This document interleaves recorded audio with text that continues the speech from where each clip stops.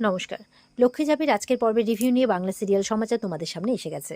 তো আজকের পর্বের রিভিউতে যেটা দেখা যাচ্ছে যে দীপ্ত ঝাঁপিকে বলছে যে, "ছাড় না ঝাঁপি, আমাকে যখন ভেতরে যেতে বলছে আমি যাই, তুই এখানে ওয়েট কর, আমি শুনে আসি কী আছে ব্যাপারটা।" ঝাঁপি চুপ করে যায়। তো দীপ ভেতরে যায়। এবার উজ্জয়িনী বলছে যে ওই অ্যাকাউন্ট হোল্ডারের নামটা পাওয়া গেছে মালভিন। তো সেই মেন মাথা, তার আন্ডারেই সব কিছু হচ্ছে। আর সে তার অ্যাকাউন্টটা ভাড়া দিয়েছে সমস্ত ক্রিমিনালদের, যারা ওনার হয়ে সেই টাকাগুলোকে কালেক্ট করছে। তো সে কালকে নাকি রুফাসা নামক কোনো জায়গা আছে, সেখানে যাচ্ছে। তো আশা করা যাচ্ছে মাদার কম্পিউটারটা সেখানেই আছে। তো এই ব্যাপারে চিফের সাথে আপনাকে এক্ষুনি আমার কাছে, মানে আমার সাথে যেতে হবে, একটা মিটিং আছে। বলে এক্ষুনি? কিন্তু ঝাঁপি বলে, ওফ, এত ইনম্যাচিউরড, মানে ইনম্যাচিউরড ব্যবহার করবেন না আপনি প্লিজ, সব কিছুতে ঝাঁপি ঝাঁপি করবেন না। দীপ বলছে, কিন্তু ও তো আমাকে এই ব্যাপারে হেল্প করবে বলেছে। বলে, ঠিক আছে না, কিন্তু সব ব্যাপারে তো ওকে নিয়ে যাওয়া সম্ভব হবে না।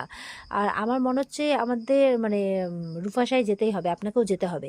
আর সেখানে আমরা ঝাঁপিকে নিয়ে যেতে পারবো না, তাই বলছে। তো এই ব্যাপারে চিফের সাথে কথা আছে। বলে, আপনি যে করে হোক ঝাঁপিকে হ্যান্ডেল করুন, আমি এসব ব্যাপারে আর কিচ্ছু কথা শুনতে চাই না। দীপ মনে মনে বলছে, ঝাঁপি না থাকলে তো আমি আজকে কোনো কিছুই করতে পারতাম না।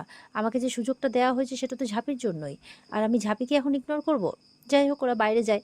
তো দীপ এবার ঝাঁপিকে বলছে, শোন না, সেই তো সকাল থেকে বেরিয়েছিস, তুই তো কোনো কিছু খাসনি, তুই বাড়ি চলে যা, গিয়ে খাওয়া দাওয়া কর, আমি একটু আসছি, আমাকে একটু উজ্জয়িনী ম্যামের সাথে কলকাতা যেতে হবে। বলে, কলকাতা? তুমিও তো কোনো কিছু খাওনি সকাল থেকে, চলো একসাথে বাড়ি যাই। বলে, না, আমাকে কলকাতা যেতেই হবে। বলে, এমন কি কাজ, তাহলে আমি যাই সঙ্গে, না হলে যদি কোনো সমস্যায় পড়ো?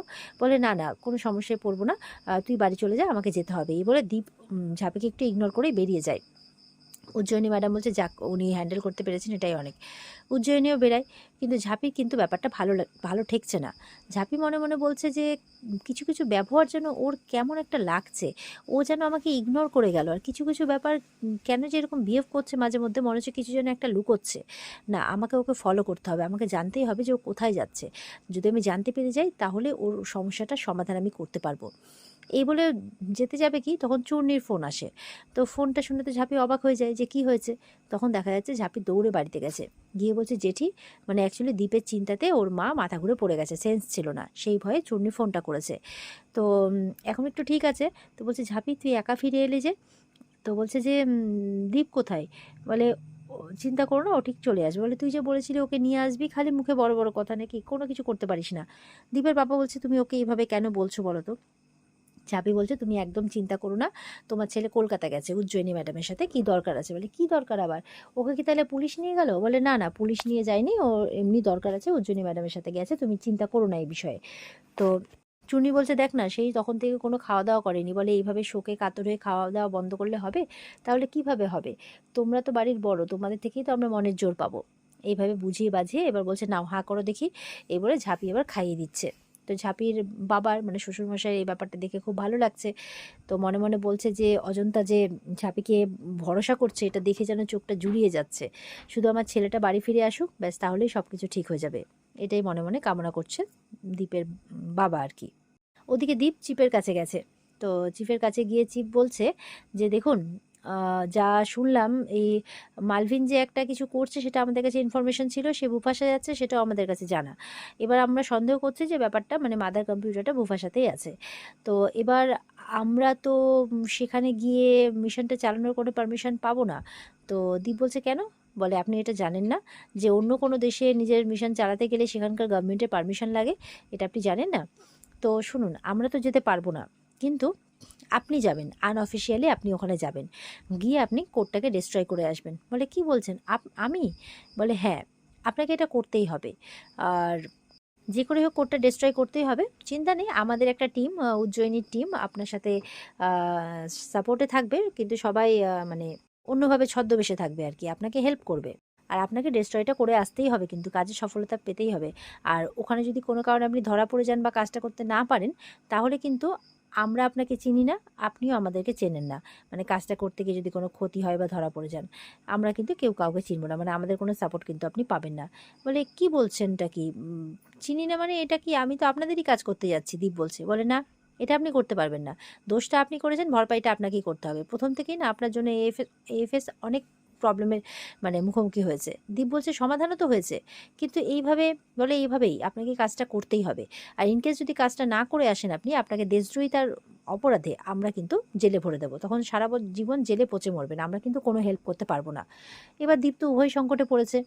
উজ্জয়িনী মনে মনে বলছে, দীপদার্ঘবাবু তো অনেক বড় ফাঁসা ফাঁসলেন দেখছি, উনি একা একা মানে আনঅফিসিয়ালি একা একা ওই দেশে কিভাবে কাজটা করবেন একা একা, আমি তো ভাবতেই পারছি না, যথেষ্ট কঠিন ব্যাপার হয়ে গেল ওনার জন্য। উজ্জয়িনী এটা মনে মনে ভাবছে।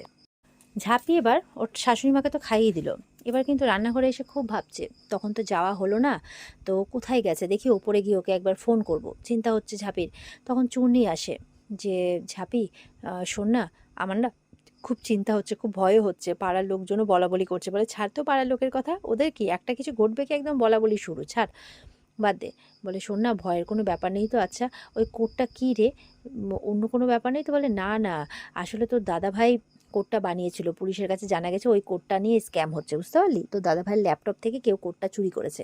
বলে দাদাভাইয়ের ল্যাপটপ থেকে কে কোড চুরি করবে বলতো? বলে সেটাই তো, তো দাদাভাই 10 বছর আগে কোডটা বানিয়েছিল, সেই সময়ের ব্যাপারটা কে জানতে পারে, এইভাবে আলোচনা হচ্ছে কিন্তু। তো চূর্ণি বলছে শোন, আজ থেকে 10 বছর মানে ওর ফ্রেন্ড সার্কেলদের মধ্যে তো কেউই নেই, আর ওর বাড়ির লোকজন যারা ছিল তারাই আছে, তো বাড়ির লোকজন কে করবে বল? ঝাঁপি বলছে এখানেই তো আমি আটকে যাচ্ছি, বাড়ির লোক কেন করতে যাবে, বাইরের লোক কেউ একজন করছে। ও তো ল্যাপটপটা নিয়ে বাইরে যায়, বাইরে চুরি হতেই পারে, কিন্তু তার জন্য তো তাদের পাসওয়ার্ড বা অনেক কিছু জানতে হবে, তো সেটা তো হয়নি, তাহলে বাড়িতে, আর বাড়িতে তো অলরেডি দুজন বসেই আছে, ইনকা আর রনিত। এদিকে দেখা যাচ্ছে ইনকা সেই যে শয়তান চিফ মালভিন যার সাথে কথা বলছিল সেই চিফের সাথে কথা বলছে, বলছে যে পুলিশ কিন্তু এই ব্যাপারটা অলরেডি জানতে পেরে গেছে। তো বলছি ইনকা তুমি বলবে তারপর জানতে পারবো, আমার কাছে অলরেডি খবর আছে, আমি নিউজ দেখেছি। বলে না, আমি একটু চিন্তা করছিলাম তো তাই আর কি। বলে এএফএসের টিম, ব্যাংক অথরিটি, ওরা তো উঠে পড়ে লাগবে। তো ওই চিফ বলছে যে এএফএস যবে জানতে পারবে ততদিনে আমরা অলরেডি আমাদের টাকা কালেক্ট করে নেব, আর ওরা যদি মনে করে যে ব্যাংকিং সমস্ত পুরো দেশের সার্ভার বন্ধ রেখে ওরা স্ক্যামটাকে থামাবে, তাহলে তো দেশের ইকোনমি একদম নড়ে চড়ে উঠবে, সেটা তো সহজে করতে পারবে না, এরকমভাবে বলছে। তো খেলা আমাদেরই হাতে, তুমি চিন্তা করো না। এদিকে খুচরো পয়সা, ও বলছে ইনকা বলছে একটু রিল্যাক্স হলাম আপনার কথা শুনে, নাহলে খুচরো পয়সা নিয়ে দেশে যে বিপ্লব শুরু হয়েছে সত্যি আমি তো ভাবতেই পারিনি।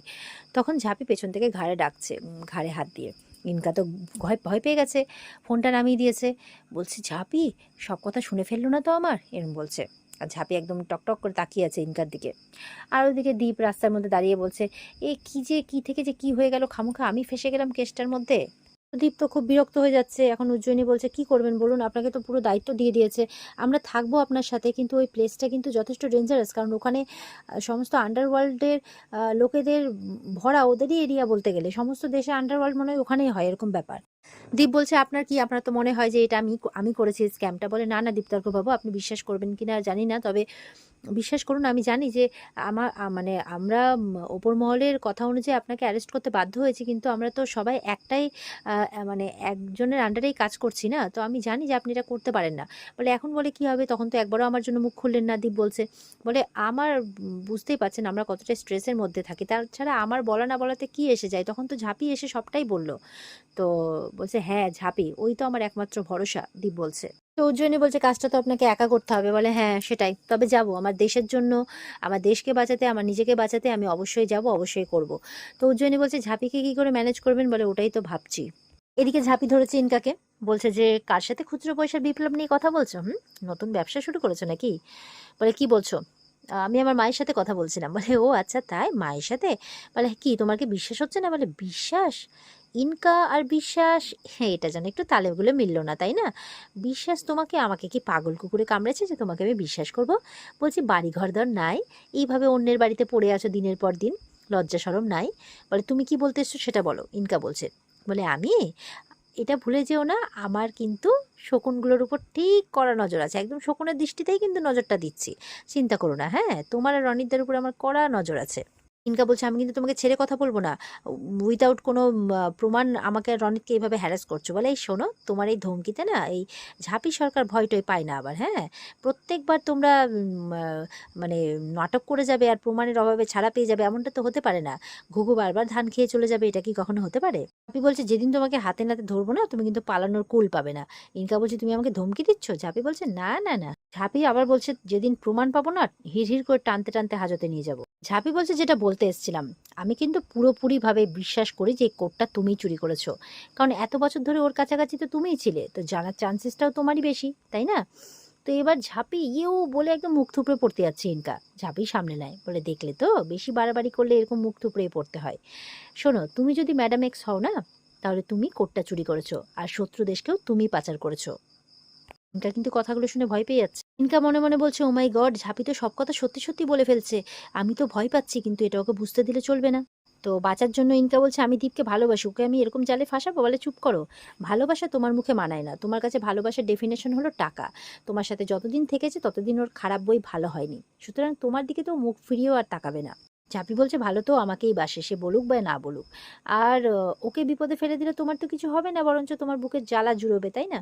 যে সেই জন্যই হয়তো এই কাজটা তুমি করেছো। নেহাতি আমার কাছে কোনো প্রমাণ নেই, তাই কিছু বলতে পারছি না। বলছে, ধর্মের কল কিন্তু বাতাসে নড়ে, যদি আমি জানতে পেরেছি এই সবের পেছনে তুমি আছো, তোমার কপালে কিন্তু দুঃখ আছে। বলছে, শত্রুপক্ষে দেশের সাথে হাত মিলিয়ে দেশদ্রোহিতা করার জন্য তুমি তো আইনের কাছে শাস্তি পাবেই, কিন্তু তার আগে এই চৌরাস্তার মোড়ে ওই ল্যাম্পপোস্টে বেঁধে তোমাকে ট্যাঙ্গস দিয়ে ঠ্যাঙাবো আমি। বলছে, নইলে আমার নামও ঝাঁপি সরকার নয়। আর এখানে কিন্তু আজকের পর্ব শেষ হয়ে যায়।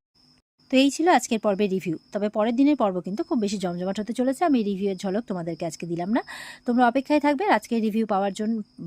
রিভিউ ভালো লেগে থাকলে লাইক কমেন্টে জানাবে, আর আমাদের সাথে জুড়ে থাকতে চ্যানেলকে সাবস্ক্রাইব করবে। দেখা হচ্ছে তোমাদের সাথে আগামীকালকে। সবাই খুব ভালো থাকবে। আজকের মতো পর্বের রিভিউ এই পর্যন্ত। বিস্তারিত দেখতে অবশ্যই স্টার জলসার পর্দায় চোখ রাখবে।